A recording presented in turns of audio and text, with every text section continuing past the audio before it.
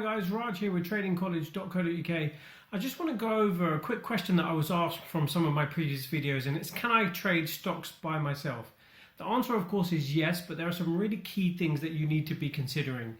So one thing I do want to say is all of this stuff going on with AMC and GameStop and all of that, it's really caused a frenzy in the stock trading market, and you know, all retail traders trading on things like Robinhood and Free Trade and like these little apps and stuff like that. It can be very, very dangerous. Okay, so that's the first thing that I would say about that. Now, one thing I would say about how to avoid those dangers, the main thing is risk management. When you first start trading stocks, don't trade with any money that you can't afford to lose. Just practice at the beginning. You know, all of these brokers offer demo accounts, so you can definitely just go on a simulator, see if you're any good at trading at the beginning. And then also, when you finish that simulation of trading and then you've worked out if you're any good at it or if you've got a robust system, then you can start trading with money, and just start with a little bit of money that you can afford to lose at the beginning or something like that. So that's the first thing that I would definitely say about when you're first at the beginning of stock trading. Then when you get a little bit into it, I would say the psychology is the most important thing about trading stocks on your own. Okay, do a lot of reading. You know, we work with our traders quite a lot at Trading College.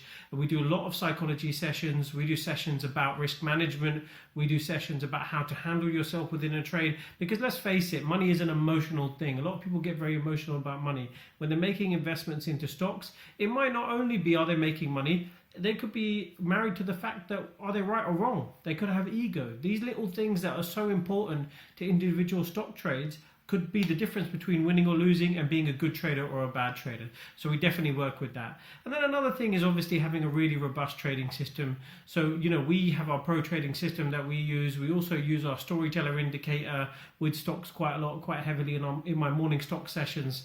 And, you know, we have a robust system that has been proven to work for a long period of time. And yes, it doesn't always work.